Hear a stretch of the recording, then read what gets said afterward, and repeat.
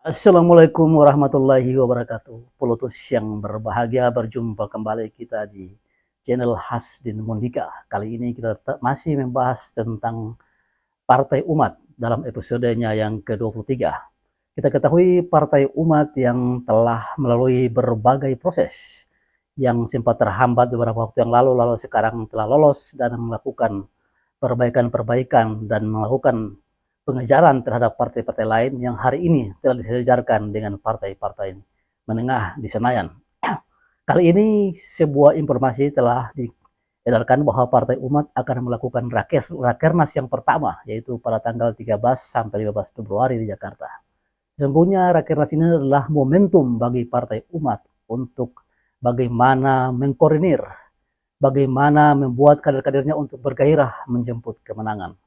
Jadi Rakernas pertama dari Partai Umat yang menghadirkan seluruh kader, baik pengurus kabupaten, kota, kemudian pengurus provinsi dan pengurus pusat nasional, itu akan menjabarkan, akan merumuskan langkah-langkah Partai Umat dari Februari sampai tahun 2024. Jadi dari Februari yang sekarang 2023 sampai 2024 bagaimana menentukan langkah-langkah untuk menjemput kemenangan bagi Partai Umat. Partai Umat yang kadang-kadang disurvei oleh lembaga-lembaga survei ternama seperti LSI dan lain-lain telah mensejarkan dengan partai-partai yang pernah ada di Senayan seperti PAN dan P3.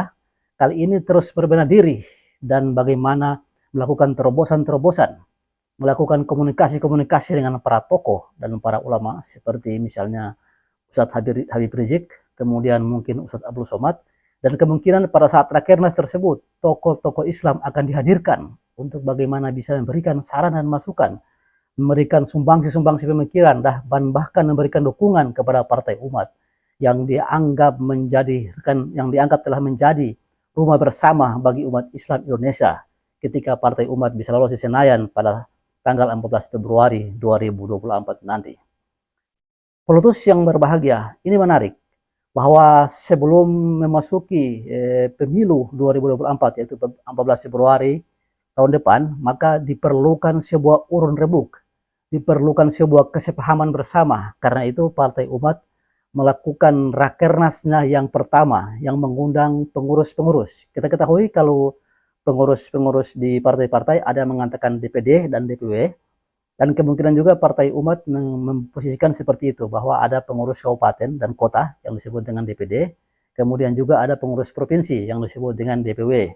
Ada partai-partai lain yang misalnya Partai Kebangkitan Nusantara menggunakan nama lain. Misalnya untuk pengurus kabupaten itu dibuat misalnya PIMCAP, pimpinan cabang. Kemudian untuk pengurus provinsi disebut dengan pimpinan daerah. Lalu untuk pusat disebut dengan pimpinan nasional.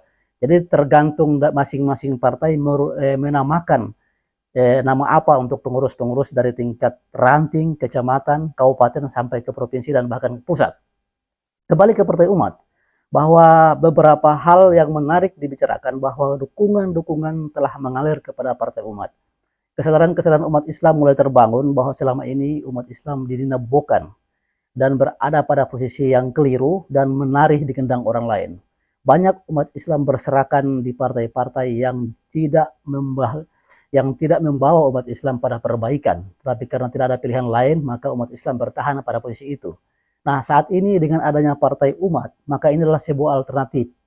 Ini adalah sebuah pilihan, tinggal bagaimana komunikasi intensif antara umat Islam yang diwakili oleh tokoh-tokohnya, para ulama, untuk bisa berkomunikasi dengan petinggi-petinggi Partai Umat, para majelis suro, misalnya Profesor Amin Rais, MS Kaban dan lain-lain, Bunyani, itu bagaimana meyakinkan kepada umat Islam bahwa partai ini didirikan sebagai partai bersama yang akan menjadi rumah bersama umat Islam di tahun 2024 dan ke depannya. Jika selama ini umat Islam telah mungkin kecewa dengan partai-partai Islam yang ada, seperti mungkin Partai Pembangunan P3, dan juga partai-partai lain, dan juga misalnya ada Partai Bulan Bintang yang sudah berapa kali pemilu tidak sempat masuk Senayan, maka kemungkinan kali ini umat Islam akan percaya kepada Partai Umat.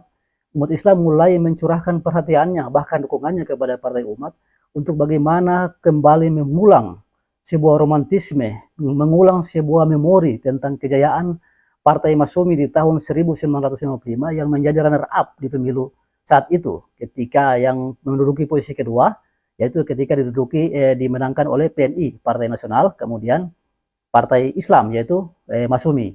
Dan setelah Masyumi dibubarkan pada tahun 1960, maka orang-orang pun berpikiran bahwa ketika mendirikan partai dan mengatakan dan memberikan asas Islam, itu adalah sebuah kekeliruan, itu adalah sebuah kesalahan, karena dianggap partai Islam itu tidak akan mudah untuk berkembang, akan susah untuk berkembang dan besar. Nah, sekarang disinilah pembuktiannya.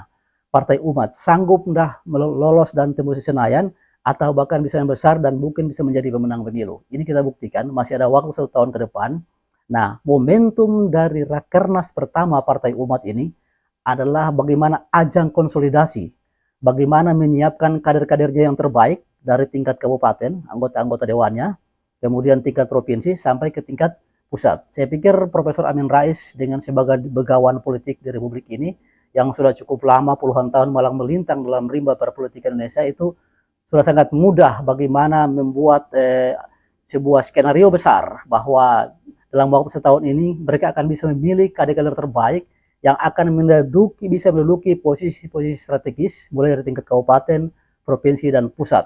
Nah, kemudian dalam momentum Rakernas tersebut juga Partai Umat akan menghitung kekuatan-kekuatan. Nah, kalau saya katakan mungkin yang bisa dihitung adalah kekuatan-kekuatan PDIP, tidak usah urus partai-partai lain, misalnya Golkar, kemudian Gerindra, Demokrat, itu sudah ada wilayahnya masing-masing, mereka sudah pada posisi buffer zone. Jadi kekuatan misalnya Golkar, kemudian Nasdem, kemudian Gerindra, Demokrat itu, mereka sudah pada posisi nyaman, zona nyaman. Pengurus-pengurusnya atau konstituennya itu berdiam ketika masih bisa dinyamankan dengan posisi misalnya ada pendanaan, mereka diam, ketika tidak mereka keluar, seperti itu. Nah, partai yang punya posisi nilai juang itu cuma 2, yaitu PDIP dengan jualan tentang wong cilik, yang hari ini juga kurang lagi dipahami tentang posisi wong cilik, karena Megawati ketika dalam beberapa pertemuan dia sudah tidak paham tentang tukang bakso, seperti itu. Nah, kemudian Partai Umat yang hari ini mulai menggugah kesadaran umat Islam bahwa umat Islam banyak tidak tersadar dan menari di gendang orang. Nah, dalam momentum Rakernas kali ini tanggal 13 sampai 15 Februari itu adalah bagaimana konsolidasi pertama Partai Umat untuk menjemput kemenangan. Kalau bisa dihadirkan para tokoh, para ulama, para ustadz untuk bisa tampil dan bagaimana memberikan masukan-masukan terbaik untuk bagaimana Partai Umat bisa minimal menjadi runner-up pada tahun yang akan datang.